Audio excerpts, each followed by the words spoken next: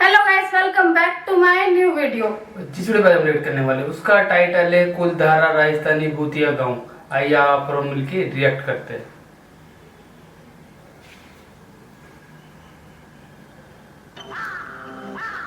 कुलधारा गांव की कहानी।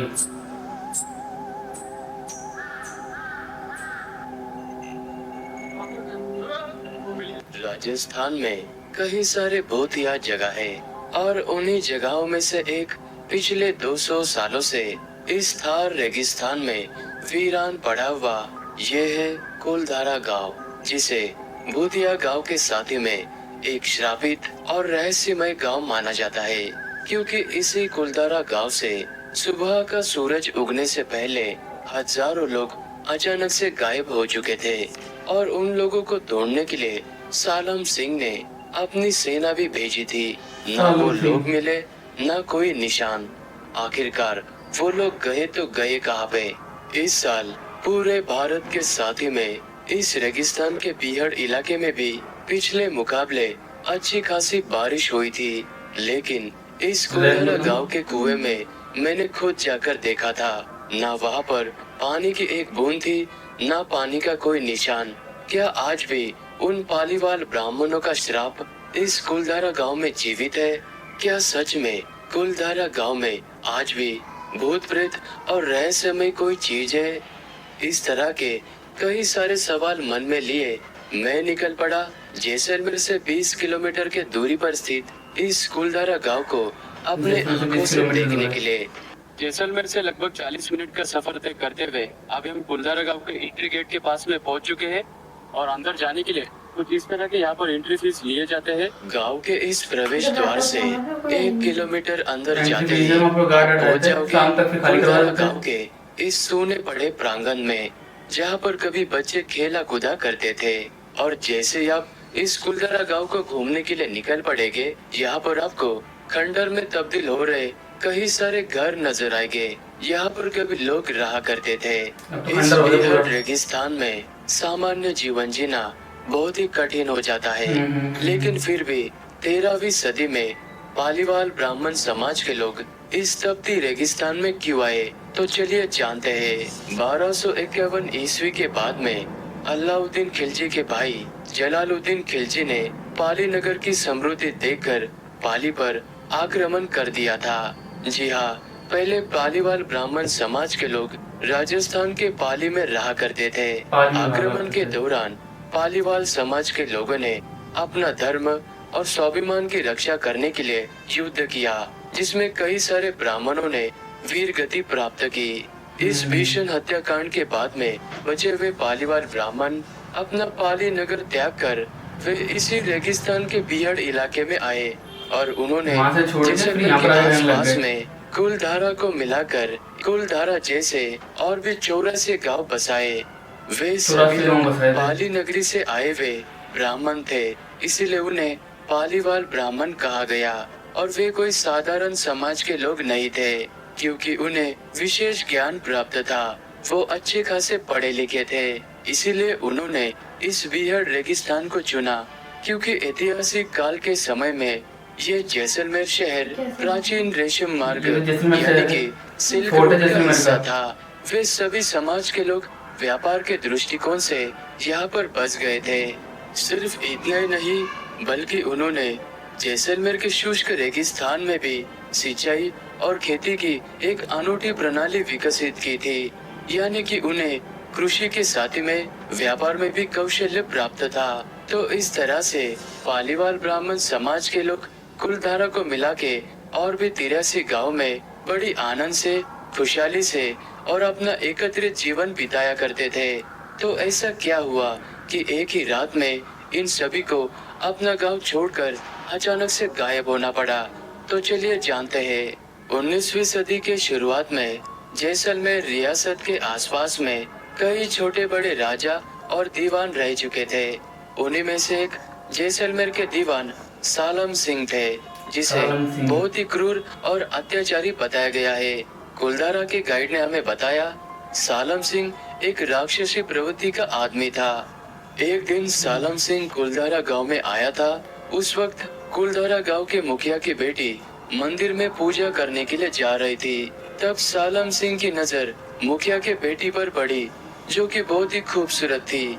तो सालम सिंह ने कुलधारा गांव के मुखिया को कहा कि आपके बेटी का विवाह मुझसे करा दे, लेकिन कुलधारा गांव के मुखिया ने मना कर दिया।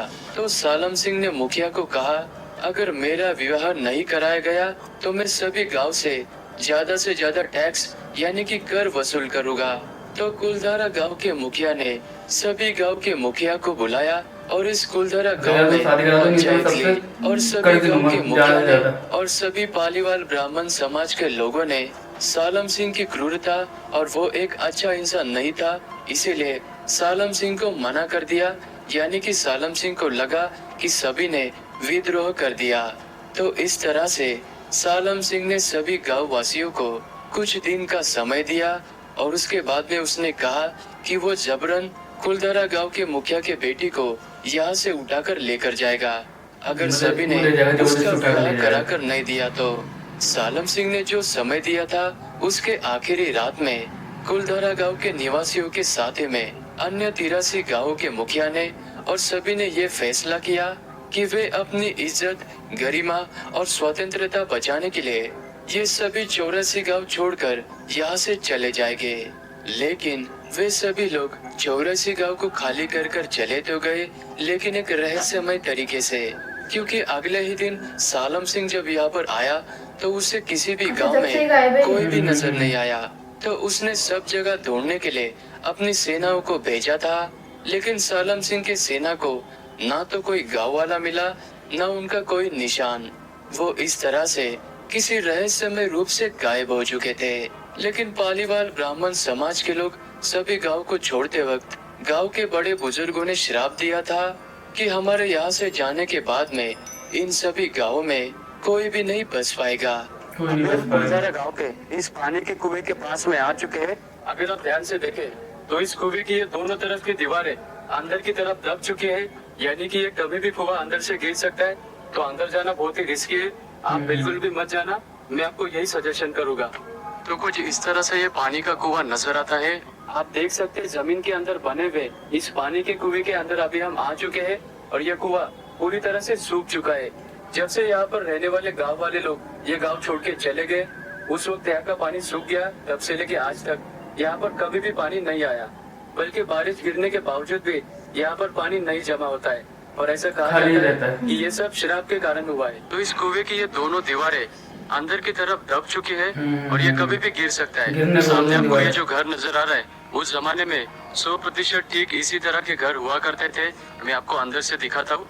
इसे रिस्टोर किया गया है ताकि उस जमाने में किस तरह से घर होंगे उसे दिखाने के लिए। और यहाँ पर आप देख सकते हैं ऊपर छत पर जाने के लिए इस तरह की सीढ़ियाँ बनाई गई है और ये घर में एंटर करते ही ये प्रांगण है।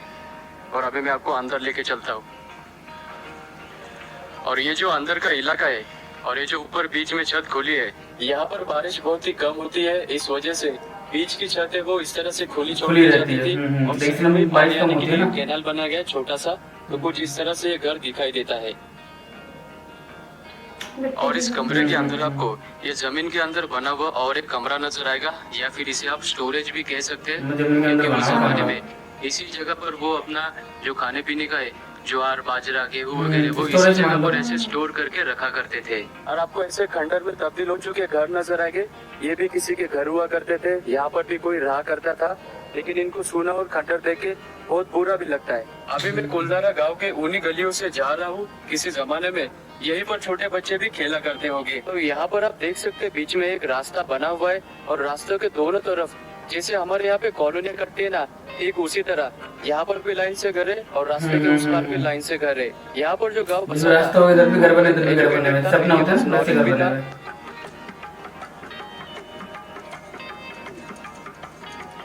अभी हम कुलधारा गांव से लगभग 15 किलोमीटर के दूरी पर स्थित इस खाबा किले पर आ चुके हैं। इस खाबा किले का निर्माण 13वीं शताब्दी में जैसलमेर के राजपूत शासकों के द्वारा किया गया था और उन 84 गाँव में से ये खाबा किला और यहाँ से नजर आ रहा ये उजड़ा हुआ गांव भी पालीवाल ब्राह्मण समाज का निवास स्थान हुआ करता था।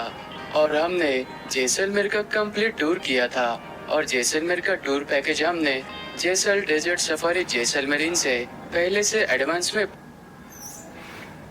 मैं जैसे बताया ना भाई ने कि क्या नाम है 84 गाँव खाली हो गए। वो भी एक मतलब क्या नाम है पालीवाल समाज की लड़की थी, जो वहाँ का राजा था जो भी था, वो मतलब ठीक नहीं था। मतलब लड़की को बोला कि इसको मेरे से शादी करवा दो, नहीं करवाओगे तो मैं इसे जबरदस्ती ले जाऊंगा। तो वहाँ पर जितने भी थे बड़े बुजुर्ग जितने भी लोग थे पंचायत में, सबने बोला कि ये जी बेटी किसी की भी हो पर हम ऐसा नहीं होने देंगे। तो उन्होंने क्या नाम है रातों रात वो गाँव खाली कर दिया। उन्होंने बताया सुबह तक नहीं तो वो हमारे ऊपर आक्रमण कुछ भी कर देगा।